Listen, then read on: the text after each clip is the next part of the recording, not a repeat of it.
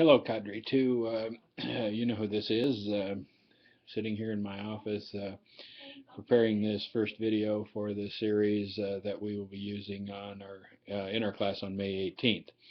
This is about the role of philanthropy and think tanks in education policy issues.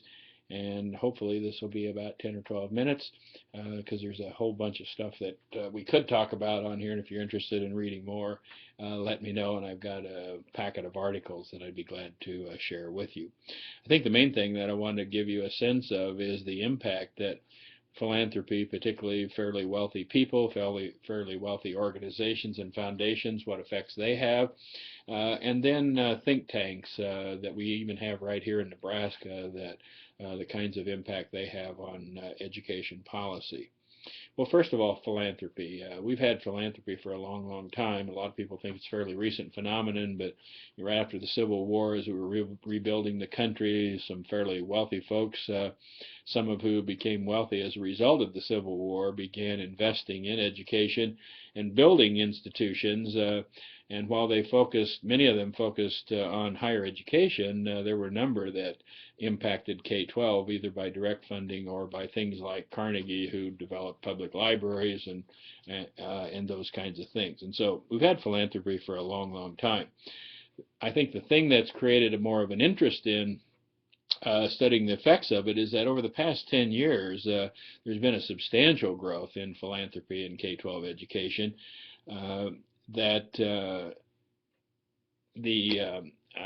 There's some folks that track this that have estimated that of the philanthropic giving, all totaled, 25% of it's going to K-12 education, and that the 30 largest foundations account for more than half of all of the philanthropic giving and to public schools. And while that's probably not a huge amount of money when you compare it to the whole pile of money that's being given to philanthropic interest, it is huge in education, and it has made an impact. And I'll try to talk about a few of those. I think if you're on the critical side of the issues of philanthropy, you might want to read some of Diane Ravitch's critiques of it, but basically I could summarize hers and others' critiques is that, these are people that really don't have any expertise in education, and that the giving, especially with the amount of what they are giving, is quite intrusive in that they have a fairly narrow agenda that they want to apply the funding to. There was a time from probably 1980 through the mid-90s that a lot of philanthropic giving was categorical, but it wasn't targeted. Categorical in the sense of trying to promote rural education, like the Annenberg Foundation, or trying to promote the use of technology like the Dell Corporation, but it wasn't so specific as what we're starting to see now, which, for example, if you get funding from the Broad Foundation, there are certain specific things you need to do for the accountability side of it, which is use test scores to evaluate teachers and principals and the superintendent as well. So they do have an influence. And if you're critical, these folks tend to promote privatization of schools. They tend to promote deprofessionalization. In other words, not paying teachers what they should, taking tenure away, and those kind of things, and high-stakes testing as the major means of fixing what they perceive to be as wrong, because they see accountability as a major issue. And using their vast resources, they can impose their will on the schools, and basically circumventing the decision-making authority of the local folks, teachers, principals, superintendents, and especially the board. And so in some ways it's an end run around the democratic process. For example, in the state of Delaware, I don't know how many millions of dollars that these schools have received from the Hunt family, who basically the chemical corporation that makes paint and all kinds of other stuff. Anyway, when they receive money from that foundation, they specifically have to do what the foundation says. And so whether the local boards or the State Board of Education wants to see test scores being part of the evaluation of teachers in Delaware because they accepted the money from Hunt, that is exactly the road that they're on. It is possible, I think, that a few wealthy individuals can set an agenda that also becomes the agenda for a whole bunch of other lesser philanthropies. And I think Bill Gates would be an example of that. Others are following his idea as the way to do this, particularly in areas such as high school reform, in the areas of teacher evaluation and uses of technology. Not that they follow in subject to these areas or to these in these grants that they have, but the philosophy of a lot of money concentrated in a short period of time with immediate evaluation of the impact that is had. And I think it's quite interesting to note just how many of the Gates grants have been absolute I wouldn't necessarily call them failures, I guess, but they've absolutely shown no effect. Which I think is really quite interesting, and then they abandon it, like the high school reform that they held for somewhere between 3 and 5 years, and it was about converting schools into small high schools. In other words, large high schools being broken up into 3 or 4 or 5 smaller high schools, and really found that in an urban area nobody knows how to do that. And need to come out here to places like Nebraska and Iowa and Colorado and so forth and find out how small schools really work. But so many of the things that have been done by some of the major foundations have had an impact, but have they caused the sweeping changes or reforms in K-12 education? No, they haven't, but that's also why they keep sticking money into the process. I think that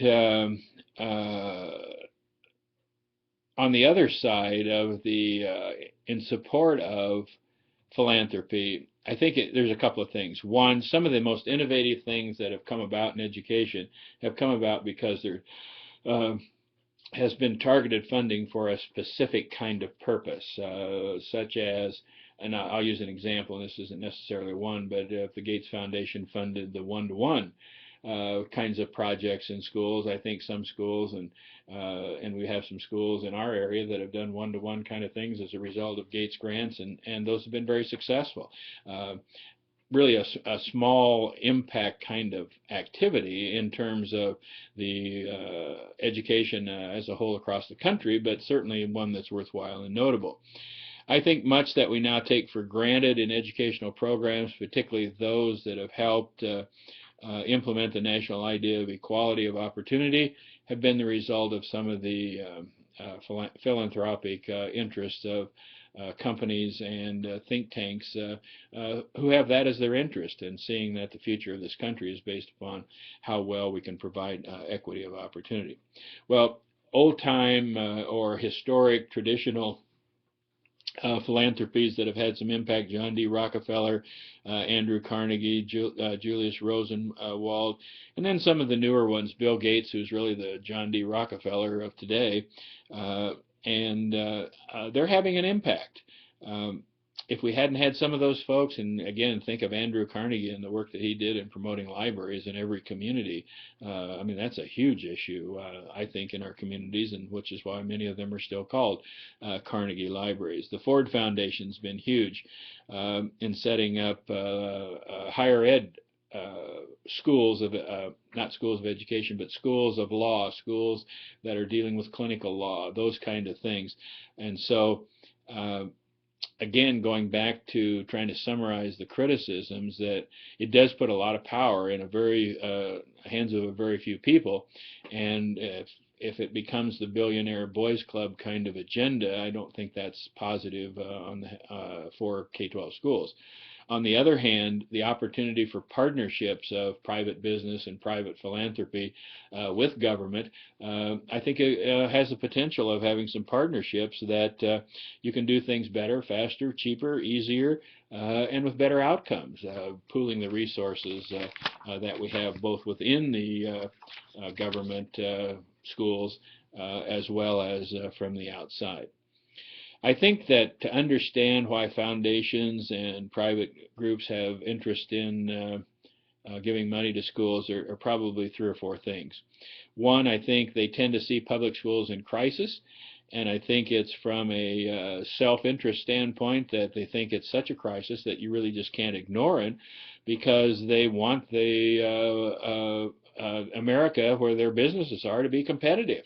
And they see that education is the key to that competitiveness. Now, I happen to think that's a little short-sighted, that I don't think just having a K-12 education system is going to make us competitive till we deal with some of the issues of poverty, inequality, and those kind of things. But a second reason is they basically think we've gotten to the point where this crisis just can't be ignored. Back in the 50s, the fact that only half of the kids graduated from high school was not a big deal, because in most communities, especially farming communities, there was always a job waiting for anyone who was willing to work. A third, I think, philanthropies are getting very frustrated with educators who they perceive being unable or unwilling to change, and they're just not going to wait any longer. They're going to do whatever they can to energize it, even if it means forcing it. And I think fourth, I'm not sure, in fact, I'm pretty sure.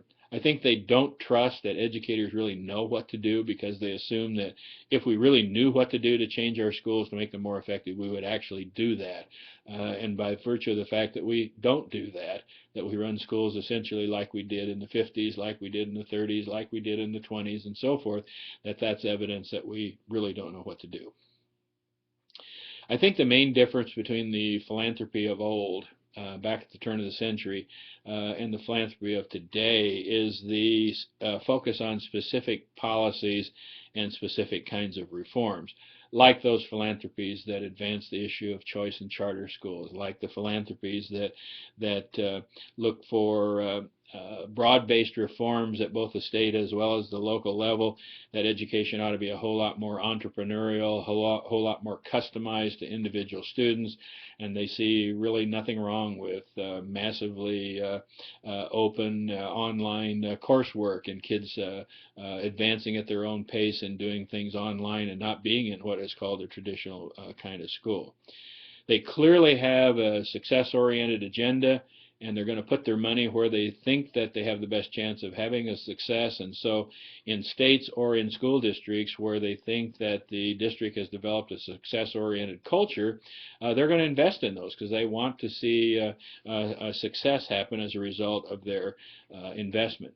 I think they'll fund specific issues or problems, more so than they will just general funding of schools, because I think they want to see results. They want to be able to say this money did this particular thing or solved this particular kind of problem. And they're going to support innovative people in organizations that tend to have what they feel are great ideas.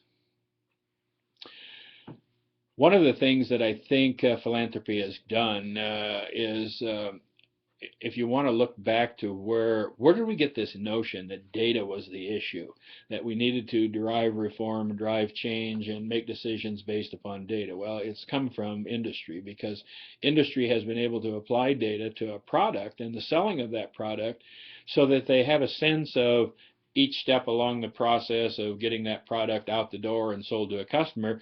They can figure out the value add of each stage. Well, that's where value-added assessment's coming from. That's where the whole notion of data is coming from, because if you basically have this kind of assembly line approach to how a product rolls out, whether or not it's actually done by an assembly line or done by a team on each stage, so forth, you need the data to find out, did one stage go right, so that we can move on to the next stage, move on to the next stage, and so you can begin to see where that focus on data has come from.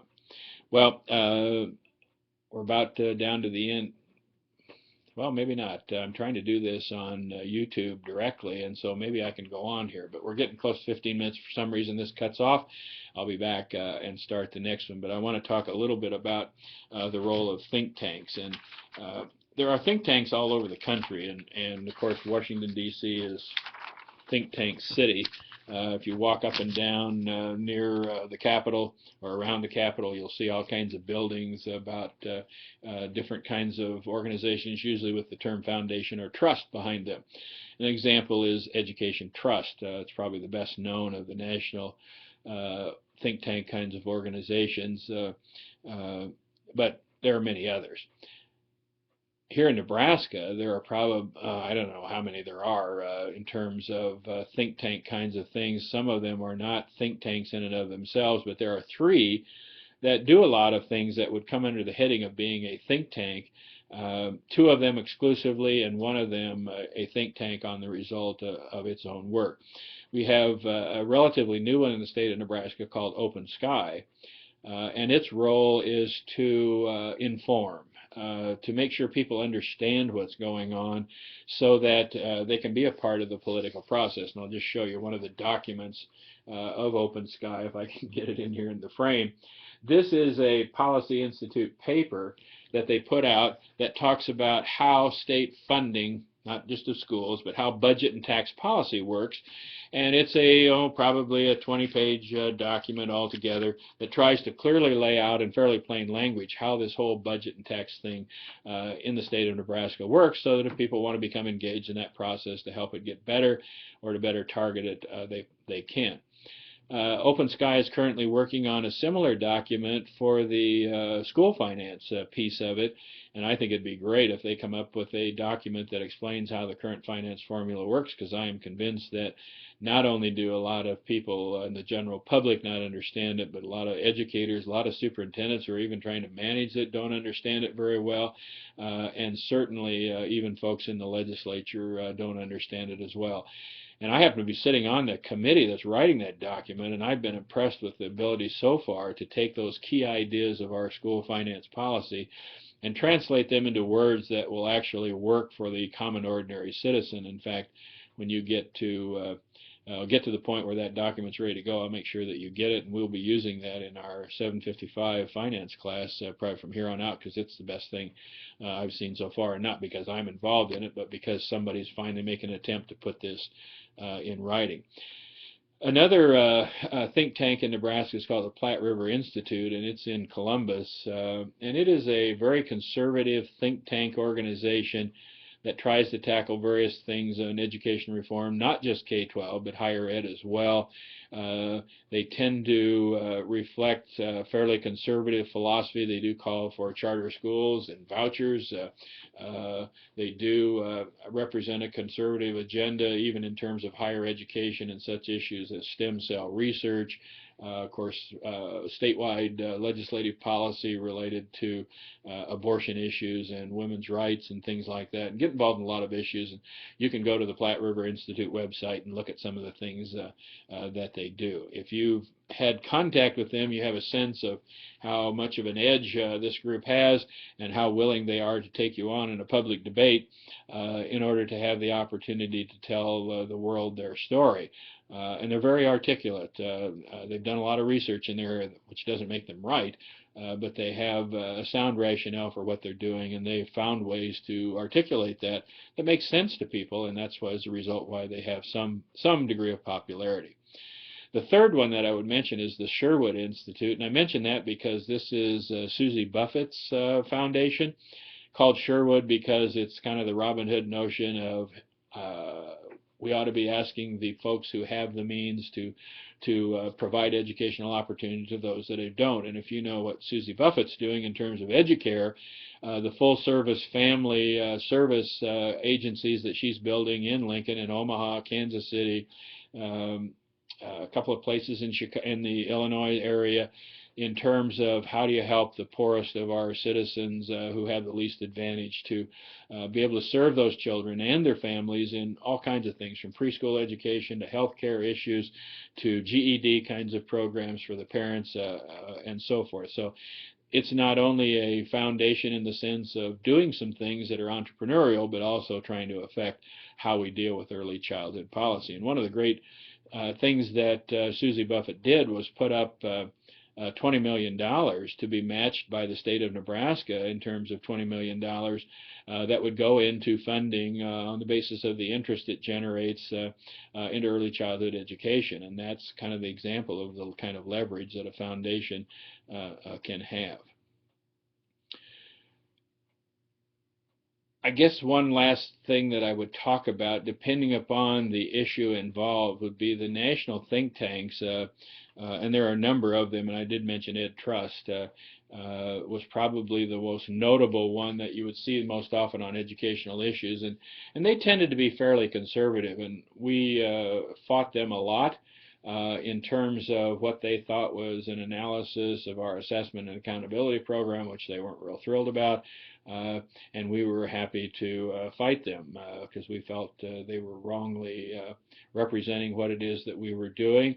But again, the point of it was they had a particular agenda about success of kids to be measured as a result of test scores, which is the only valid and objective accountability that there is, and we basically weren't doing that. So, we were going to be at odds from the very beginning. But those folks, because of some of the people involved in the reputation of those people involved in the Education Trust, did have a lot of influence on policy. And our Secretary of Education, particularly Rod Page, Margaret Spellings, and then later Arnie Duncan, really tried to do everything they could to avoid the sunlight of the Education Trust. And when the Education Trust spoke, they didn't feel they had much choice but to listen. They were that powerful in terms of the thinking that was going on in Washington, D.C. Well, the point of this has been to tell you that philanthropy is out there, think tanks are out there, they all have an agenda, they have a purpose, and they work according to that. And they're not embarrassed about doing it because it's their money, it's their time, and if basically people don't want it, then they don't have to respond to it. But those things have an influence on our education system, and I don't care what size of school that you have, there's either a direct or an indirect kind of influence that these philanthropies and foundations and think tanks can have. That will conclude this, and I'll get started on the next one, and there will be 3 of these altogether.